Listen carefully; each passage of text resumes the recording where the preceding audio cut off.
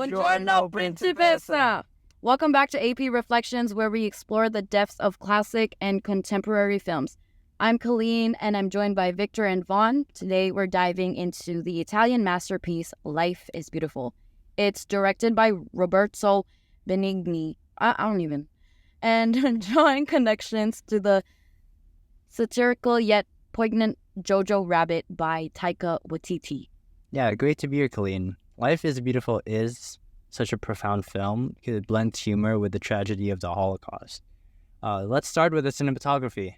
What stands out to you, Vaughn? All right. So basically, Tonino Dellicolli's cinematography in Life is Beautiful is really remarkable. I mean, the way he uses contrast between the vibrant, whimsical scenes of pre-war Italy and the stark, somber imagery of the concentration camp really emphasizes the drastic change in circumstances.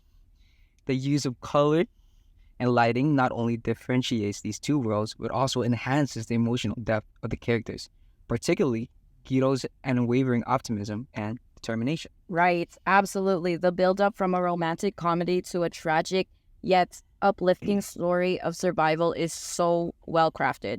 The first part is filled with humor and charm as we see Guido's love for Dora and that green horse, all of that stuff that he was doing, while the second part of transitions into the harsh reality of the concentration camp, showing Guido's ingenuity. Whoa! It's all good. What am I saying? Anyway, his, his love for his son, because he be playing around. Yeah, it was funny. Speaking of Guido's love for his son, let's talk about the significance of the third-person point of view in this film. It allows us to see the broader context of Guido's actions and the impact of the Holocaust. This perspective provides a balance between the personal story of Guido and Joshua and the larger historical events, which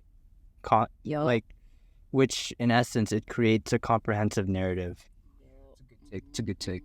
Yeah. So now let's dive into the themes. So Life is Beautiful really explores several profound themes: love and sacrifice, hope and imagination, and the resilience of the human spirit. So Guido's use of humor and imagination to shield his son from the horrors of the Holocaust underscores the power of the human spirit to find light in the darkness. Mm-hmm. And the symbolism, too, in the film is also noteworthy. The green horse that I said earlier, for instance, symbolizes the absurdity and the cruelty of the racist ideologies of the time. I guess you could say it also foreshadows the irrational and senseless hatred that culminates in the Holocaust. Similarly, the tank at the end of the film symbolizes both the harsh reality of war and a beacon of hope for Joshua, as Guido's fabricated story becomes an actual reality. Yeah, speaking of the tank, I've found that it symbolizes hope and the fulfillment of Guido's promise to his son. It blends the reality with the imaginative world Guido created to protect him. This moment underscores the film's themes of love, imagination, and I guess you could say the resilience of the human spirit. Right. The relationships in the film are central to its emotional impact. Oh, I know. The father-son bond between Guido and Joshua is the heart of the film. It illustrates unconditional love and the instinct to protect. Similarly, Guido's relationship with Dora showcases the power of love and commitment, transcending the horrors surrounding. Yeah, and that brings us to the universal truth in Life is Beautiful. The power of love and imagination to provide hope and maintain humanity in the darkest times. It really highlights how personal resilience and a positive outlook can influence not just an individual's survival, but also the well-being of loved ones. Yeah, and Life is Beautiful remains a powerful reminder of the atrocities of the Holocaust and the enduring human spirit. Watching this movie encouraged me to reflect on the importance of hope, the importance of love, and the resilience in the face of oppression, while it also reminds us of the necessity of combating hatred and prejudice in all its forms. Yep. Okay, now let's connect this to another movie. Let's connect it to Jojo Rabbit.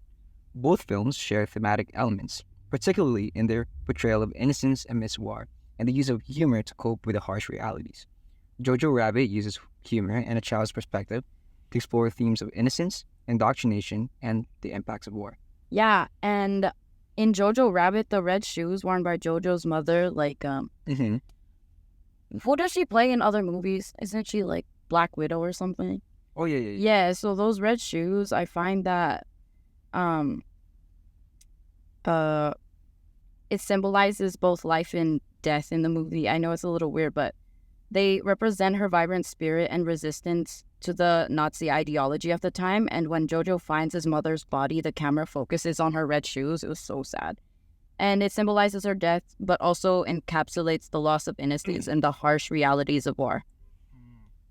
Dancing, I would say, in Jojo Rabbit, dancing symbolizes freedom and the joy of living. One of the characters in Jojo Rabbit, Rosie, she often speaks about the importance of dancing. Mm-hmm. It represents her defiance against the oppressive regime. And, it also represents her desire for a free and joyful life for her son. Yeah. The film, when you end the film, it concludes with Jojo and Elsa dancing together. And that symbolizes their newfound friendship and freedom and hope for a better future. Now, these symbols, right, in Jojo Rabbit, parallel the themes of innocence, love, sacrifice, hope, and resilience found in Life is Beautiful. Both films use the symbols to convey powerful messages about the human spirit's capacity to find joy and maintain hope in the face of overwhelming adversity. Yeah, and in the end, Life is Beautiful remains a testament to the resilience of the human spirit and really the transformative power of love and imagination. Mm. Its message is timeless, reminding us that even in the darkest times, beauty and humanity can prevail. Yeah. I also think that it's so interesting how Life is Beautiful. In its core, it's a very lighthearted movie, but it speaks of events and topics that are so serious, and those atrocities against the Jews happened in reality. But this movie speaks of it in a way that's lighthearted. It doesn't offend the people who were affected by the Holocaust, but it shows their story in a more lighthearted way. And I think one of the strengths about Life is Beautiful is that while still conveying messages of genocide and atrocities, it does so in a way where a lot of us can relate to the main characters and relate to their emotions. And I think it's a really special movie because of that. And it's very rare to see the Holocaust in a more light view, Yeah. Right, like exactly. Life is Beautiful did. So yeah, with that, we wrap up today's discussion on Life is Beautiful and its connection to Jojo Rabbit. So thank you for joining us on AP Reflections. So until next time, keep exploring the profound depths of cinema. Grazie, everyone. That's all the time we have for today. See you next time.